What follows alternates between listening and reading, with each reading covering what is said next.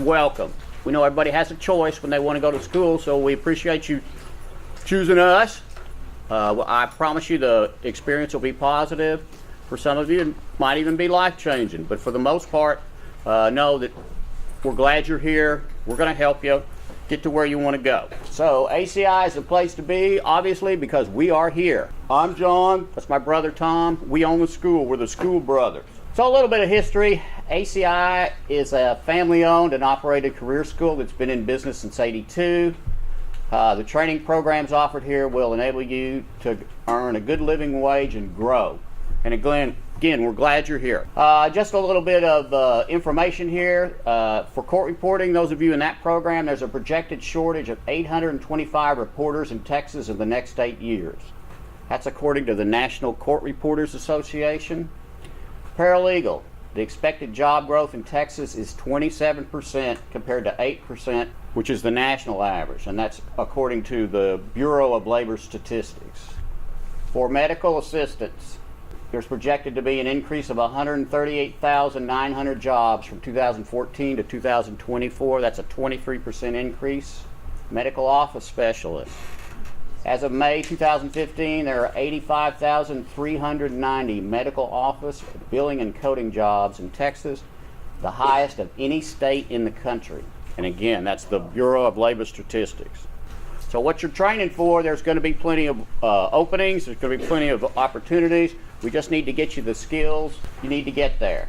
So you met a couple of people this morning. Candace is the head of records. If you're a distance ed student, she should be emailing you a schedule if she hasn't already. Marietta is the young lady that answers the phone at the front desk. You can also talk to Tabitha, who's in here helping us this morning, and Janelle in the admissions department. I want to emphasize, don't lose a connection with your admissions person when you start school. They want to be here for you when you start, while you're in school, and when you graduate.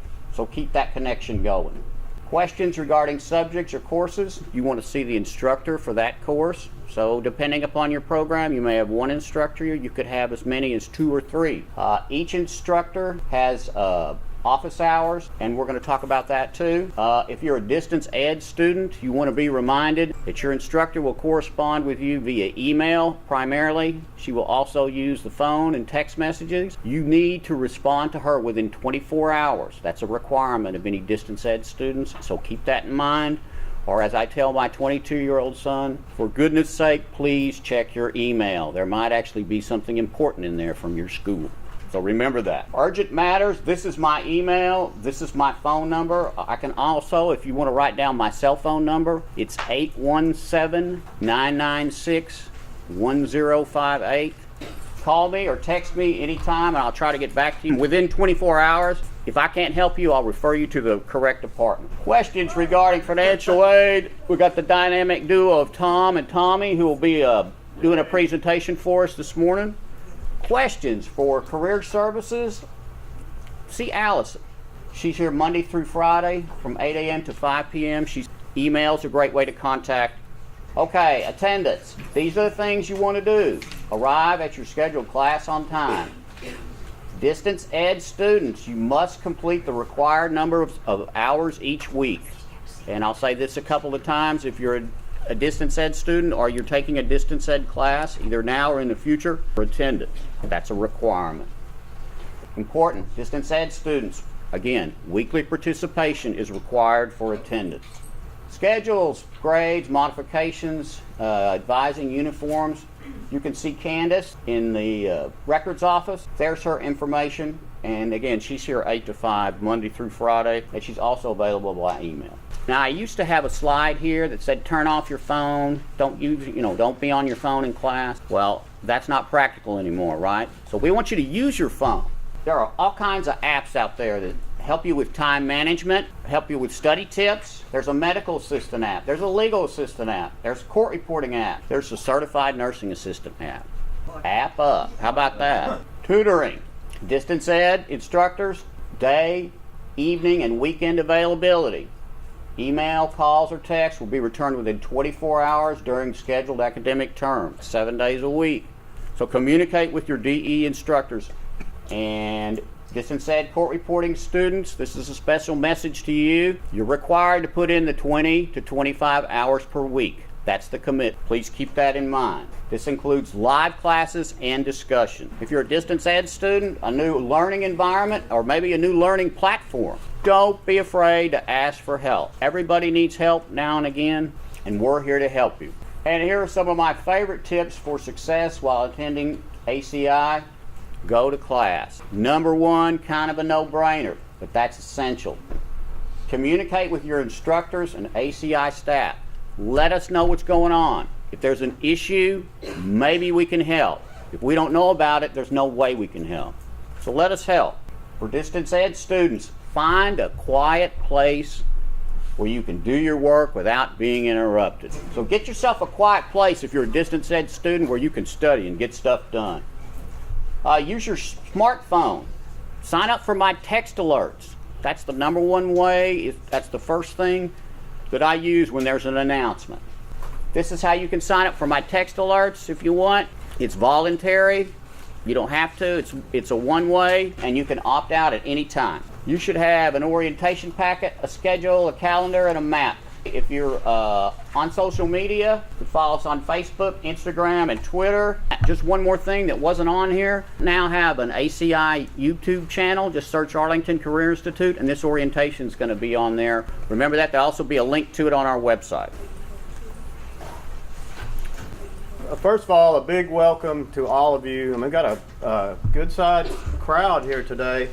And also a special welcome to the students watching this presentation online. This is the first time we've done this, so new territory for us. My primary responsibility is overseeing the financial aid and the business office, but I'm here to help you guys with anything. If you lose your money in the vending machine, you need a book, you need to help making a copy, I'll help you with anything. So I'm just not limited to the financial aid and business office. This picture up here is a picture of some of our medical assistant graduates, recent graduates, and just like you guys, at some point in their life they said, you know what, I need to increase my job skills, I need to go to school. That's why you guys are here today. And they started off in the exact same room that you guys are in today, maybe a little anxious, maybe a little anxiety.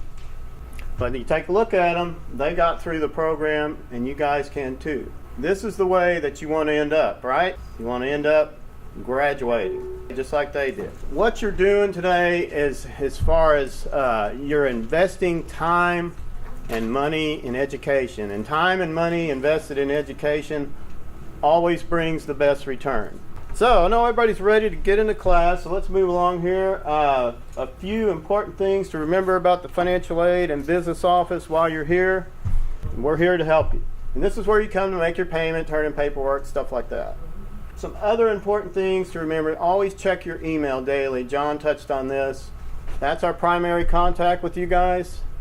We need something from you, that's what we're going to do. We're going to email you. Anyway, I was helping a student the other day, and I said, well, I sent you an email. And she said, well, what email did you send it to? And I told her, and she said, oh, that's my old email. So make sure that we have the right one. She's like, oh, I never checked that one. Make sure you have your right email, and you guys check that every day. The FAFSA, the free application for federal student aid, you guys that are receiving federal student aid, you had to complete that. We assist you with that. We'll make sure it's done correctly. If there's some problems or corrections that need to be made, we'll walk you through the process. We're just not going to say, hey, you need to do it on your own.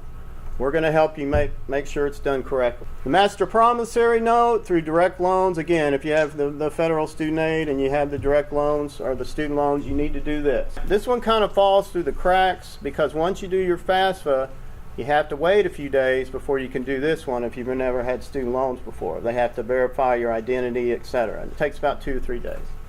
So usually this is the one that we'll follow up and say, hey, you need to do your master promissory note. And again, we'll help you with the process to make sure it's done correctly. If you've ever had financial aid before, or if you've never had financial aid before, write down this website, this nslds.ed.gov.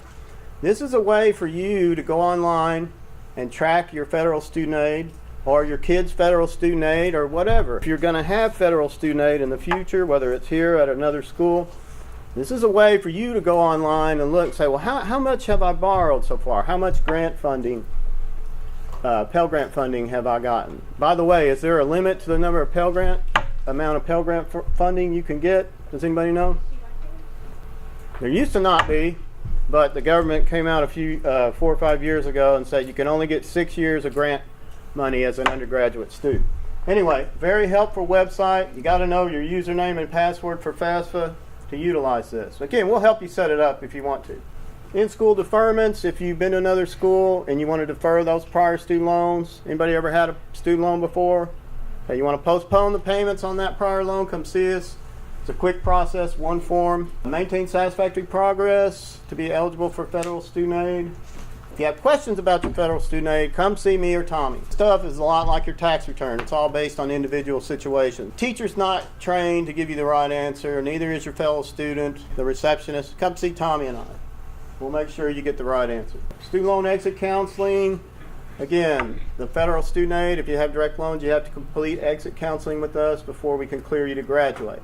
In graduation, that's the way you want to end up. 1098T, any cash that you pay us while you're in school here, and this is on down the road, but when you do your taxes for 2017, any money, and nursing assistant students, this includes you, you can try to get the education credit on your tax return for the money that you paid us in cash or student loans. And eventually, if you're getting a refund, what will that do? It's going to increase your refund, right? So we send these out in January, so watch for that. Again, I know this is down the way, but just a heads up. It can help increase your refund on your tax return. So study tips. John went over a few of his. Show up for class every day. Review your note-taking skills. You're going to be taking some notes. And also, it's not up there, but you're going to be doing some reading. You guys got these books in front of you. So if you're a little weak on your reading skills, or maybe you haven't been reading as much lately, try to do some extra reading. Pick up a magazine, newspaper, read stuff online. Try to build that reading skill up a little bit because you're going to have to do some reading. Record your lectures on your devices, your smartphone. Man, when studying for tests, you can read something over and over and over and say, okay, I got this. But when you get in a testing situation, you're kind of anxious anyway. What I found that worked for me is I would write out the question and answer maybe at least 2 times. On the ones I was having trouble remember, maybe 3 times. And that helped it stick in my brain rather than just reading something over and over and over. Make sense? Utilize the technology, Google, YouTube. Every subject that you take, you're going to find some information on Google, YouTube, Wikipedia. So utilize that. Okay, the other one's real important too. Work on building your self-confidence. You got to fight this anxiety monster every day. That guy's out there. He keeps us from trying new things. He tries to beat down our confidence. So every day you got to fight that guy. And one of the ways you can do it, you've taken a good step today by showing up here. The other way is every assignment that you complete, every test that you pass while you're here, you're fighting this guy. You're building your self-confidence. And watch out for people that are out there that are jealous of what you're doing. Maybe it's a friend, maybe it's a family member and saying, you can't do that. So-and-so, you can't do that. What are you trying that for? Watch out for those people because they're jealous. You know who I'm talking about, right? John mentioned this, try to have fun. And then remember, the way you're supposed to end up is to graduate. That's the way you want to end up. Make that your goal today. And the last thing, it's not up there, but you guys, you need to be proud of yourself for what you're doing today, what you're starting. Because not only is it going to improve your life, but it's also going to improve the life of your family and your family members.